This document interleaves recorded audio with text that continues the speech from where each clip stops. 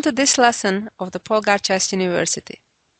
You are experienced players and know already a lot about things in chess, such as the basic opening principles.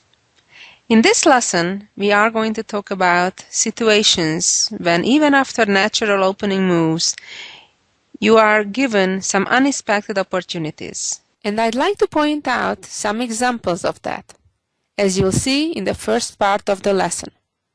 Then, in the second part, I'll show you a tricky pawn endgame.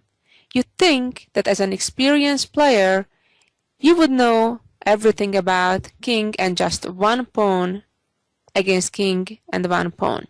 As you'll see, it's trickier than that. And finally, I'd like to end each lesson with something very unusual, something beautiful, to show you why I love chess so much. Well, here we go. The first game is a very famous one. It's called the legal mate. And this is how it goes. Starts out with king-pawn opening. Both sides develop in normal traditional way.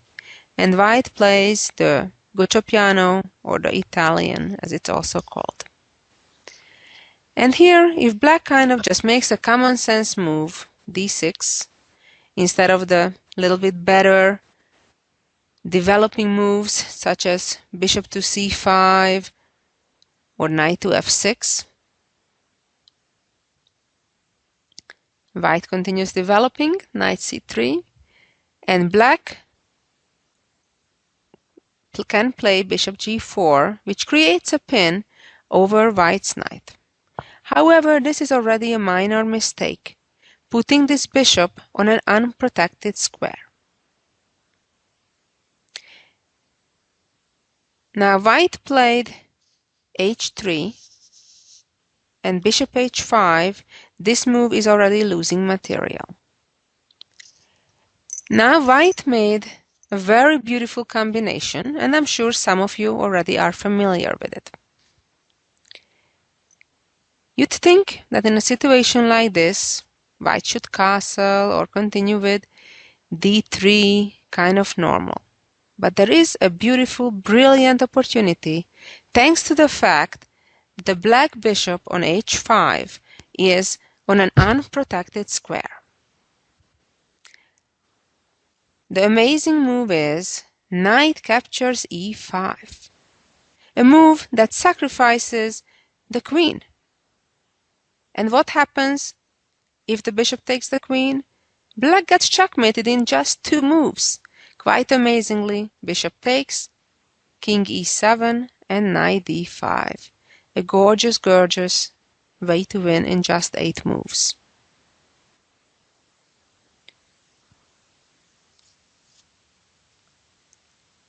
Let's get back to the position after the sacrifice.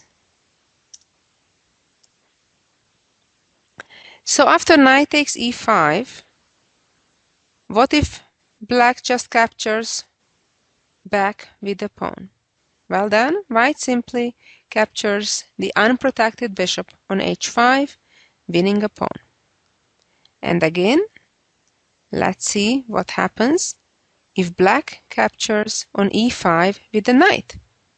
Now, not only that black won a knight, but attacks a bishop too. So after queen takes, knight takes, didn't black come out ahead here? Well, not quite, because white has a long move going all across the board from one side to another, queen b5 check, and in the following move, white regains that knight, leaving white a pawn ahead. It's important to note that when we go back a little bit and ask ourselves, but why couldn't white do that right away without playing h3 first? The explanation is it would not work because now, after the knight recaptures, it also protects black's bishop at the same time. Hope you enjoyed this little game. Let's move on to our next example. And here we go. This is a very typical game in one of the most popular openings of all time, the Ruy Lopez, or it's also called the Spanish opening. Here, black typically plays a6 and continues developing. These are all well-known opening moves that I bet you've seen before.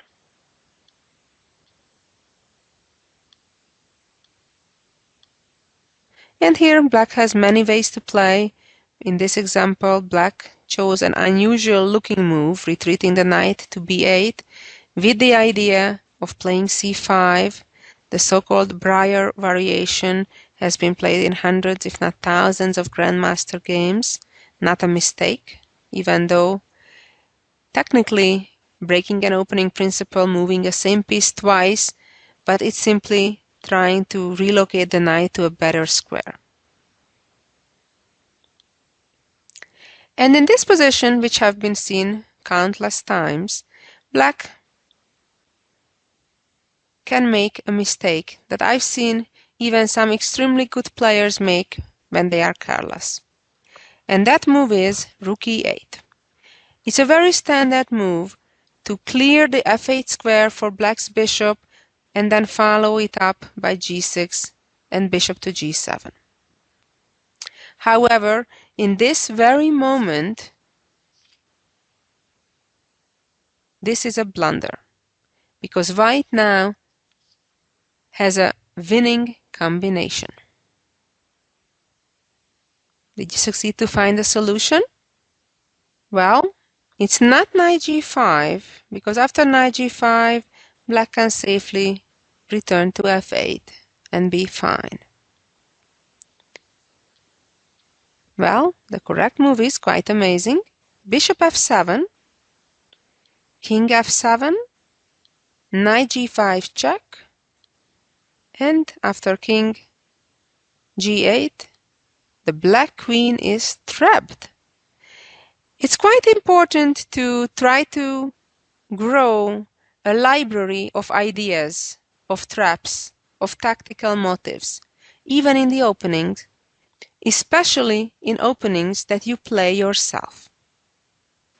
Now I'd like to share with you one of my own games that I played a good number of years ago, back in 1986. I had the white pieces against a Dutch international master. I played d4, d5, c4, c6, the Slav defense. Today, saying in 2009, it's one of the most popular openings to respond to white's queen-pawn start. I played e3, bishop f5, knight c3, e6, and I'm not going to get much into the opening part of the game actually. It's more giving you ideas of opening traps to avoid. Again, this is a very normal position, and again you can notice actually the same theme, that black has a bishop on an unprotected square, and that's the cause of trouble. And in this position, my opponent made a careless move. Instead of either protecting his bishop by playing queen e7, or maybe even trading the bishop for a knight, he just made the natural move and castled. And this is a good moment to try to pause for a moment and think, what would you do if you're playing white? Looks like the fact that black's bishop is on b4 and it's on an unprotected square, it really doesn't matter, because how could white take advantage of it? And yet, white can take advantage of it. First I traded bishops, and then I played knight takes d5. Well, it's a nice move, and it's based on a number of tactical motives, especially on the intermediate move, or Zwischenzug, as it's also called. Now, for example, if the black bishop would capture on d2, trying to win a piece, for example, after queen takes, and then just black would win a piece.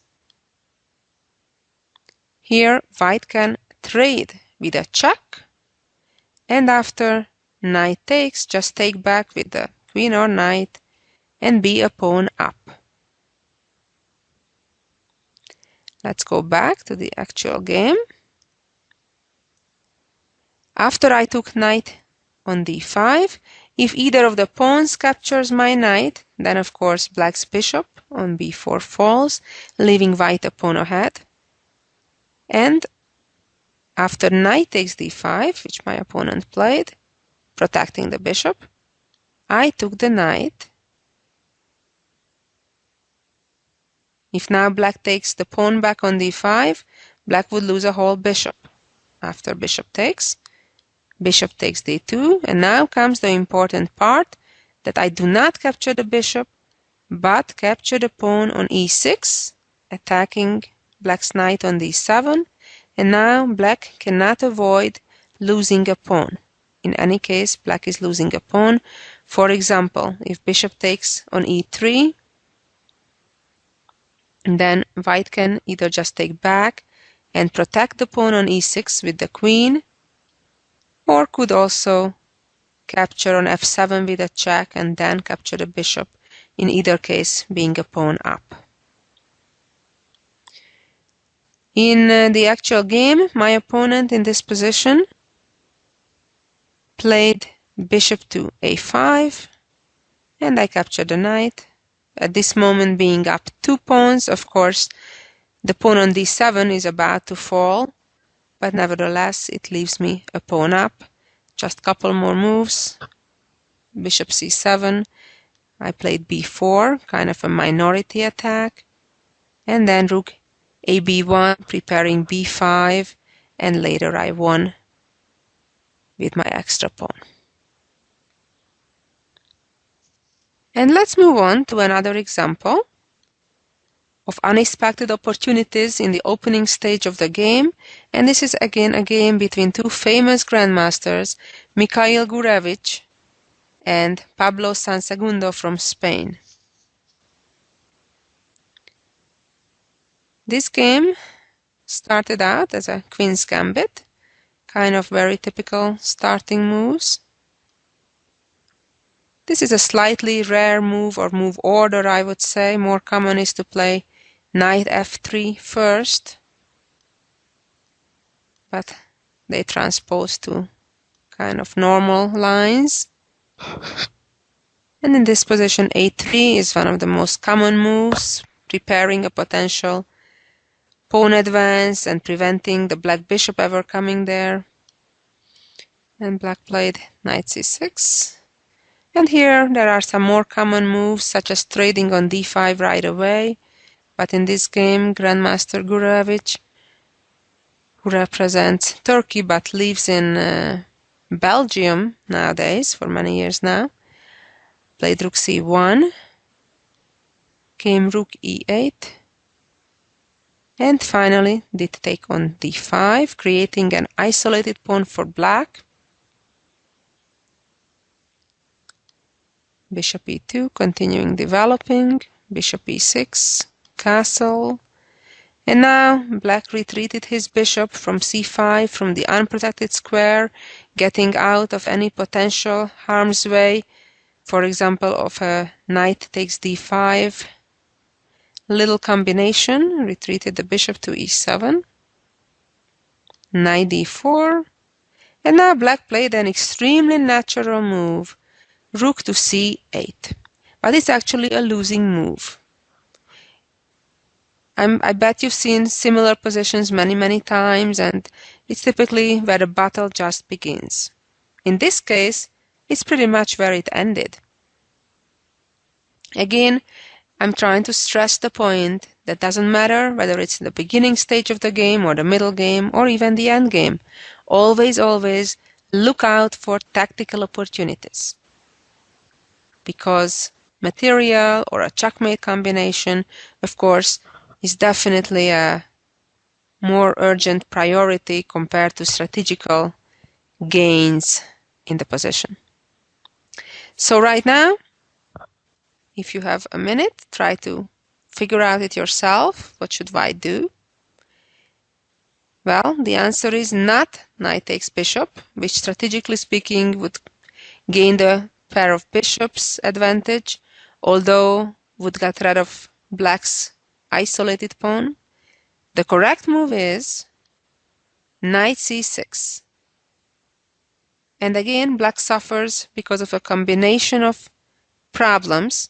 One is that if the rook captures back, the two black rooks find themselves in a skewer. Or if black takes back with the pawn, then unexpectedly the black rook gets trapped. The two bishops, white's pair of bishop, work together beautifully, and then the rook is trapped. Another beautiful example of taking advantage of unexpected opportunities. And the final example on this theme of early opening opportunities, a famous game by the Cuban chess genius, former world champion José Raúl Capablanca. His opponent in this game is Adams. A game from a long time ago, in fact exactly 100 years ago, in 1909. The game was very short and sweet. e4, e5, knight f3, and knight c3. Black played bishop c5, giving white the opportunity for a petite combination, a little combination based on a fork. And bishop d4, trying at least not to lose, not to stay a pawn behind, and at least get a pawn for the piece. And again in this position, there are some very natural moves which would be blunders. For example, even a move like knight d5, that would be very natural, attacking black's queen, would be a blunder, because again, remember, a lot of the tragedies that happen are because a piece is on an unprotected square. Like in this case, black could play knight f3, winning white's queen. Naturally, some developing moves like bishop e2 would fail for the same reason. The correct move is knight b5. And amazingly, black is already in very serious trouble here.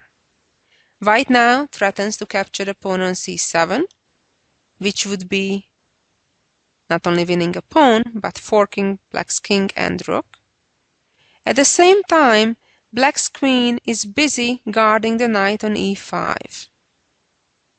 So sadly for black, the only way to protect that pawn is actually moving the king to d8. And now white has another pretty tactical opportunity by playing queen c5, threatening with queen takes c7, by the way, because that's not even the main threat.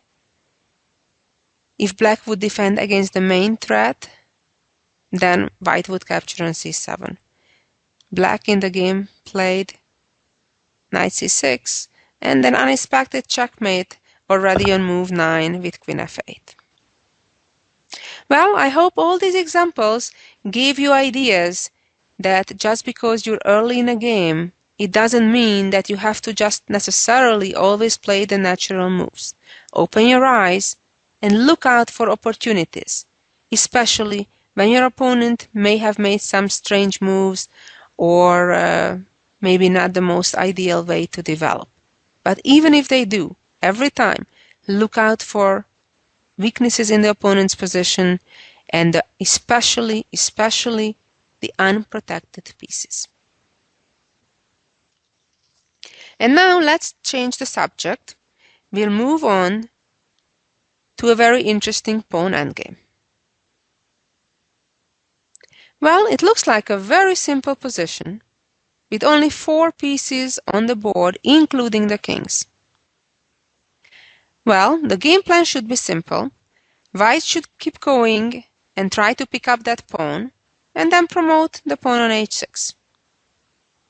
I can tell you, black is too far, the black king is too far from coming to protect the pawn on h7. So for example, if king d7, we're just kind of making random moves here, and black trying to protect the pawn, black will be too late, because after king g7, black cannot protect the pawn on h7, and after takes, king f6, king g8, king g6, and h7, white wins. Let's go back completely to the beginning position, and let's see again. If white plays king d7, black can save the game.